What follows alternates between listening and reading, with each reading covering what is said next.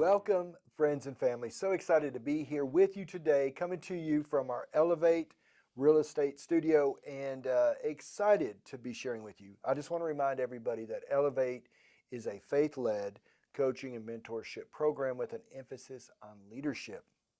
And folks, that's what I really do believe, that within our community that we're really working hard and diligent to develop is leadership. I think if we look around today, there's a major gap there, and that gap is leadership. A lot of people aren't being trained to lead. And so how do you do that? I think one of the best ways of doing that is through business. And I think when you get involved in real estate sales, you're really a business owner. And as a business owner, we generally look at it, Connor, as like we're partnering with you in your position as a sales agent. We're partnering. Elevate is a partner with you in your work, but you own your business. So it's Connor Inc. So guys, I want to welcome today Mr. Connor Gray, who has just joined the team. We're so excited, Connor, that you've chose to add your value to us. I've enjoyed getting to know you. Haven't known you long. We've known each other, what, about a month, 2 months now? Yeah. I think we first met in November, but to actually be around each other on the daily and to get to know each other and have conversations, meaningful conversations. Yeah, it's been probably about a month. Yeah. Yeah. And so, man, what I always remember about you is the first time I ever met you, we had a cup of coffee. We talked. We got to know each other. And one of the things that stood out to me, head and shoulders, because this is very abnormal, when we got up, you took your cup, put it in the sink, and you cleaned it and asked where it should go. Like, I've not seen too many people do that. And so I love that heart, man. I just figured it was a communal kitchen, so And my mom doesn't work here. So. That's right, man. So appreciate you, Connor. Tell us a little bit about who you are. This is just kind of an introduction. I want to get to know you better, to our listening audience, so they get to know a little bit more about you. So tell us a little bit about who you are, where you worked at, just a little bit about yourself. Yeah, so I'm originally from right outside of San Antonio, Texas. I've traveled the world. I was Air Force, and afterwards, I taught English as a foreign language in Europe and South America. And one of the jobs I took, I was a concierge manager at a very high-level apartment building, and that's actually where I ended up meeting my wife. She wasn't a tenant there, but we actually met at a forum there in town outside of Boston. Outside of Boston? Outside of Boston. So Texas to Boston. Texas to Is that Boston. two different worlds? Night and day. Night and day. I would think so. I've been to Texas a few times, love Texas. I feel like it acclimates very well with Tennessee. Boston, I've not been there, but I heard it's a lot colder. Very, very. That's the reason I left. Okay. But yes, coming to Tennessee, the acclimation for me, coming from the Texas culture, all of our heroes are from Tennessee. Everybody from the Alamo, all those guys, they're all Tennesseans. Yeah, people don't realize that, do they? Sam Houston, Davy Crockett, all of them. Yeah. That's why I think we acclimate so well with each other. And they're both kind of common sense states, and they're both kind of live and let live. And my accent kind of fits in all right, too. That doesn't hurt, does it? So where did you and your wife meet, in Boston? Right outside of Boston, in Quincy. We were at a thing called Landmark Forum. It's a self-improvement kind of place. It kind of helps you realize where you were in your past and come complete with a lot of that stuff, and stop living in disbelief of fairy tales that you kind of told yourself about yourself. Bad programming. Bad programming helps you break that. Yeah, and I think a lot of people have that and don't even realize it, man. Unfortunately. Yeah, and I think we kind of stay stuck in a box when we have that. Like, we don't. How did you? Obviously, I think travel is a big deal. Like, I think a lot of people, the more you get out and travel, the more you get out of your comfort zone, and you're exposed to bigger and things. How did you come about figuring out that was a journey that you wanted to go through? Well, I mean, originally when I joined the military, that was my ultimate goal. I grew up hearing these stories of, these older great uncles that were talking about their amazing time they had in Europe when they were in the Army. And, I just wanted to experience that. Unfortunately, I went to the desert mostly, but there's an old Pauly Shore movie in the Army now, and that was my job in the Air Force. I was a water and wastewater management guy. They call it utility systems. Yes. But so when I got out, man, I sold everything I had. I was talking to my grandmother, and I said, I'm going to go to Europe. I found a program to teach English as a foreign language, and I'm going to give it a go. Wow. She said, go for it. And, wow, dude. It was huge. amazing to Yeah. immerse yourself in a culture Yeah. and to really see the daily how people live, and it gives you a good outside perspective on your own country as well that you hadn't evaluated before. Yeah, when you see from different eyes. Absolutely. It's interesting that you say that. Did they speak English where you went? In Prague, they predominantly spoke English. They won't let you even try to speak Czech. They'll correct you real quick and Okay. speak English. Okay. When I went to Poland and Slovakia, it was a different story. Okay. So there I started picking up more of the Slovak, and in Argentina, it was a mixed bag. But yeah, I started picking up Spanish there towards the end. Nice. So, okay. And where did you meet your wife? I met her in Boston Okay. and at that forum, and yeah, we had the same dreams. Yeah. You know, we kind of sat down and we had we drew a picture of our dream home, Mm. not looking at each other's paper, and we actually ended up drawing something very similar. Now, were you a drawer before meeting your wife? Have you been somebody that dreams and writes down your dreams and thinks a bit more about the things that you would like to have in life in your future? Oh, of course. Yeah. I think that's key. How can you, if you don't have a dream for the future, uh, what are you doing today? Mhm. I mean, other than just survival. Well, do you? So this just me and you talking, Mhm. Connor. But when you look around, what percentage of people would you say you see in dream mode, and what percentage in survival mode? Unfortunately, there's a higher percentage in the survival mode. Mhm. I would agree 100%, man. And I see it so often. It's almost like just remember to breathe. Yeah. You know what I mean? It's like they're running at such a pace that they forget to breathe. And see, one of the things I really love about being here in this Christian environment, yes, we're doing business, but you know, you have a faith base here. Yeah. And one of the great things is that, you know, I can calmly say and say to you, and you're going to completely understand that when people are running around in that survival mode, that stressors of what am I going to pay this bill with? What am I going to do? How am I going to make this? A lot of that just comes because you're not giving that up to God Yeah. and putting that on his shoulder. He said his yoke is light, Yeah. and Yes. and he would take on those burdens for Yeah. you. That's right, man. That's so true. And unfortunately, Connor, because I do pick up on what you're saying, I don't think a lot of people get to the place of truly trusting and realizing that until they've had a heart attack, a stroke, somebody very close to them passes away. And then all of a sudden, it's like these smelling salts that go underneath, and they're like, oh, wait, life's short.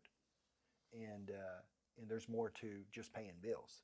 Well, not just that. I mean, but the flesh is incredibly strong, you know. So I have my moments too where I'm like, I'm trusting this God's hand, but God, if you need me to push this a little bit further to help you, I'm willing to do that. You know. I'm right there with you, Lord. I'm with you, man. I hear you, Connor, and I can push too easy. That's something that comes so natural to me. If anything, I've had to really learn to pull it back because our good friend, Mr. Lucas, I don't know if you've seen the video or not, but he talked about forcing versus allowing.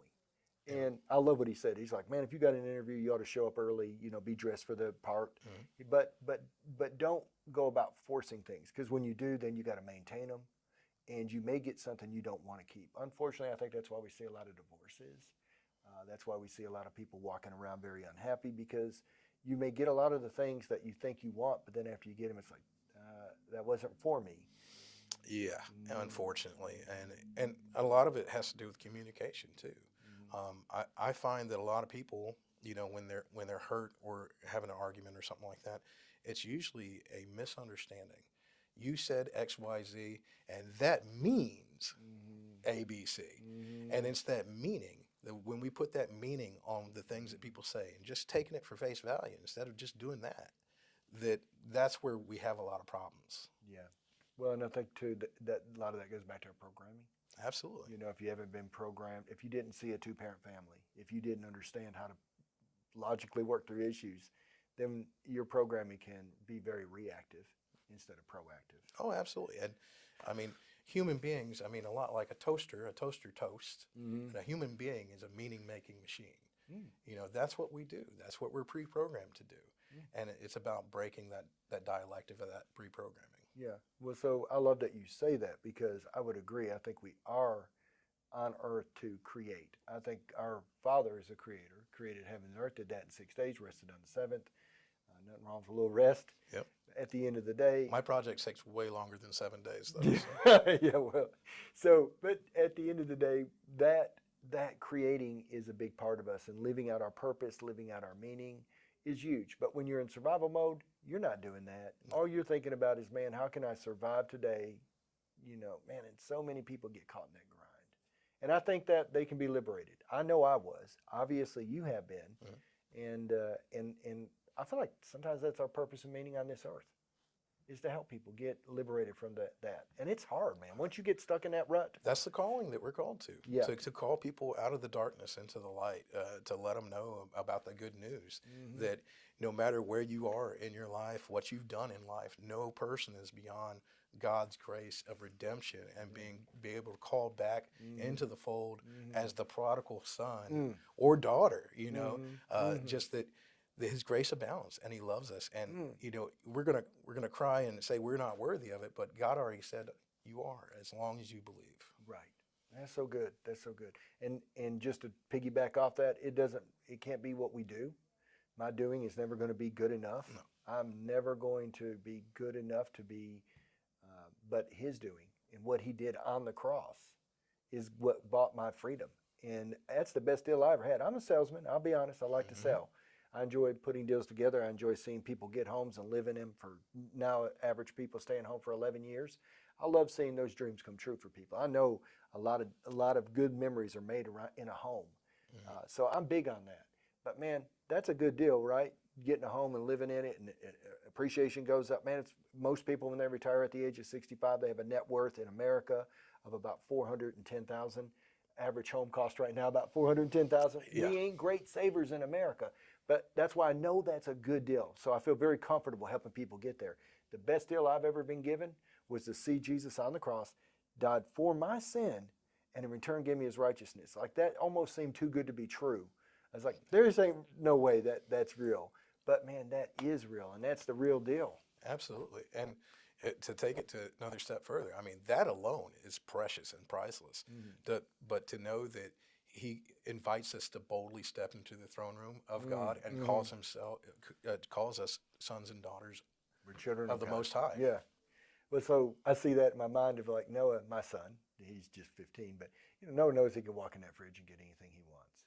Emmy knows that as well, and if they ask, I probably want to give. I don't want to say no unless it's going to be bad for them. And so when you understand that, man, what a game changer it is. Unfortunately, I'm not here to, but I didn't get to know my dad till I was around 15, and he was an amazing man. I was told a lot of things that wasn't true about him by my mother, but at the end of the day, he was an amazing man. But so many people get cheated out of that today. And if you don't have that relationship, then your programming isn't set up for that. Like my wife, Lindsay, when she got born again, man, it was just like immediate coming into, and she was like, why would I ever want to do anything to hurt my father? My dad, I never wanted to embarrass him. I never wanted to do anything but represent my dad well. And so when you have that proper programming, it's huge. But a lot of people don't understand what sons and daughters mean nowadays because they've been abandoned. I get that. My grandmother raised me. And, I didn't meet my father until I was in my 30s. And I really just met him one time, and that was it. Not that he's a bad guy or anything like that, just didn't work out. That's the way it was. Yeah, just the way it was. It's really But, so my concept of, a father was predominantly from a lot of reruns on Nick at Night, 1950s fathers, Leave It to Beaver kind of stuff. So I kind of idealized what a father should be. Yeah. And so that was my image when I think of, Abba, the great father, that's it. That's awesome, dude. Yep. So again, really great conversation here. I think me and you could stay right here for a long time because we love talking about our Father. And we also know what it's like to not feel loved by our fathers. And so for us, it's a big, to understand what sonship is and daughtership, it's a big deal. So tell us a little bit about what you did before coming to work here, sir. Once I left Boston, like I said, I was doing concierge work. When I came over into Tennessee, I actually started with a Harley Davidson, the local Boswell's Harley Davidson. Wonderful group of guys over there. Awesome. I spent 6.5 years with them.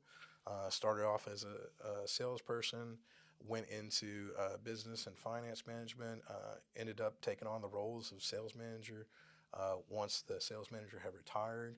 And Did you get along good with your sales manager? oh yeah, absolutely. Good guy. He was one of the greatest mentors I had That's in wonderful. sales. That's wonderful. And he taught me everything I knew.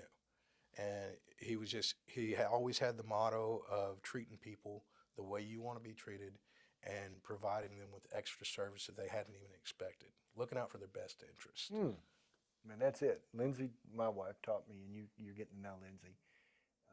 But she taught me a long time ago. She said, people really want to know that you got their back. If they feel comfortable that you got their back, then they're comfortable working with you. And it sounds like your manager taught you that. Yeah. Like that's a big deal. When you feel that the agent that's helping you buy one of the largest investments you're ever going to have, Yep. $400, $500, $600 million investment, then when you feel like they got your back, that will help you get through that process. But it takes a little courage to get from point A to point B, and that's why today the average buyer in the United States, the first-time home buyer, is now 40 years old. I saw that statistic Yeah. recently. Yeah. It's just too long. Yeah. And I mean, what was it back in the 80s? You're talking like 20s, mid 20s? Yes. So we've I feel like we've been positioned well to help people understand the value of home ownership and what that looks like for retirement. So 6.5 years, Harley Davidson, and then recently, about probably 3-4 weeks ago, you got your license, and then came here, and you're now working in the sales team. And I know we go through a book a quarter. So it was your turn last week to share with us. And again, you're brand new. You're up there with 10, 11 people sitting in a circle. And it's your turn to share from the book, Unreasonable Hospitality. Tell us a little bit, Connor, so far reading that book, what's been some of the bigger takeaways for you, sir? Oh, man, just to see the order and the preparation in his life. And the main thing that really hit me was his father. Just how much this man had on his shoulders with taking care of a mother that was ill, being a parent to him that was always attentive and willing to do stuff with him, and also his obligations with work and the balance he found with all of that. Yeah. I just found absolutely fascinating. Awesome. And it really put him in a place where he was encouraged to pursue things and to be with people that were all about that servant mentality of, he had a great example in his father. And so when he went into that restaurant industry and he's seeing what kind of servant mentality they have over there, he was naturally drawn to the ones that elevated the people more than the actual product. So do you believe that service and having a servant heart is something that can be trained? I hope so. Me too. I really do. And if it's not something that can be trained, I hope the Holy Spirit does some transformation in there. Yeah, I probably needed that, man. Because I'm sure I wasn't when I first got saved, and I'm not the man I was. Yeah. Thank yes, God. Yes, and still got a ways to go. But I agree with what you just said. And one of our core values here is servant leadership. And Jesus taught a great principle. He said, if you want to be the greatest in the kingdom of heaven, then you got to be the least. Meaning that, and then he kneeled down and he washed his disciples' feet. And so he set the example of what true servant leadership looks like. So, but I do believe, man, in this day and age, sometimes it goes against the grain. Oh yeah. To have that. Tell us a little bit about your manager that you worked with for 6-7 years. Was he a servant? Did he have that mentality? Did you see those characteristics in him as well? Oh, absolutely. He was a man of faith. He was a man of principle. Very old school principle, which I got on fine with. Yeah. I loved it. Yeah. And he just, and it didn't dawn on me until after he retired, just how big of a servant heart he had. Because when I took on those responsibilities, because I had always looked and said, "Oh, that man is super stressed all the time. I do not want his job." And then when I took on the responsibilities, I was like, he wasn't stressed because of the job. The job itself is easy. He was stressed because he had 12 people looking at him that he felt he might be letting down if he didn't put forth his best effort to make sure they had food on their tables where they could pay their bills. He carried that. He carried that, and it was a heavy burden on him, and I get it. You felt it. I felt it as well. Immediately. And that means you got the right heart, and it does take. I was talking to a good friend of mine earlier today, Raymond Brody. He works with the Bernie Gallerini team in Hendersonville. Bernie probably has one of the largest teams in the United States. Phenomenal group of guys. And Raymond reminded me again today, he said, Elijah, I would never want your job or Bernie's job. I'd never want that. He said, I had it. And he said, managing people is tough. And being responsible for them and being in that position is just a tough position. At the end of the day, I agree. I think this goes back to, it's beautiful that his heart was to care about the other people, and that's the person you want in those roles. And it's usually the people that do not want those yeah, roles. exactly. A lot of times they'll shy away from it. Moses shied away from it. As bold as Joshua was in the Bible, Moses had to say a few times, be strong and courageous. Brother, you got this. You're the man for the job. But I think when Joshua was taking that mantle from Moses, he was realizing, man, this ain't no cakewalk. So, man, kudos to you, Connor. I'm excited to get to know you better. Thank you for the value that you bring to this team, to our Elevate Real Estate community. And just a reminder to our listening audience, we do have 2 programs that we run under this one roof. One program is a traditional brokerage. We opened the Elevate Community brokerage here about 2 years ago. Harold, Cry, and Lisa were kind enough to work with my wife and I so that we could purchase the building and open up Elevate. And again, Harold's a great leader. He gave us a great opportunity. So thankful for Harold, Cry, and Lisa like. Harold and Lisa Cry. Cry like. There's Harold, Cry, and Dick like. And anyhow, it's all Harold's now and Lisa's. But anyhow, very thankful for those 2. Also, we run the team. Now, the team's been something, Connor, we've been doing for about 10 years now. And so I always tell people, you're not really, I think after you've done something for about 10 years, you're seasoned. Because a lot of times after 10 years, you're making your mistakes for the second timer. You've already made these mistakes. You already kind of know if you did something wrong, probably what it's going to look like, how it's going to work out. Unfortunately, yes. Yeah, you've got seasoned after about 10 years. And so for about 10 years, we've been strongly waking up every day, eating, breathing, growing a team. And how do you attract the right people? Like Connor, humble, hungry, smart. And when we say smart, we mean people smarts. Can get on with people, can read people, can understand when they're saying things that might upset people instead of help people make a good decision. Has a heart for people. So it took a while to get to where we're able to attract great players like yourself. And so that's the team side. And on the team side, it's basically you're a part of a coaching program. And every day, Lindsay and I paid hundreds of thousands of dollars to be coached by some of the greatest coaches in the United States. And so we're able to really just kind of take that coaching material, download it into these great team members coming on. And so I like what Lindsay said, it's like a fast track. It's like Disney, right? Why wait in the line to get good when you can come in your first year, close, to help 24 people either sell or buy real estate. And that's what the team side looks like. And so we have those options, guys. And we're always excited to talk to you. If you're thinking about getting your start in real estate, don't hesitate. Give us a call, 931-283-2312. And again, Elevate is a faith-led coaching and mentorship program with an emphasis on leadership. Hope you all have a great rest of your day. Connor, thank you for being with us. Thanks for the opportunity. Absolutely, brother. You all have a great day. Thank you.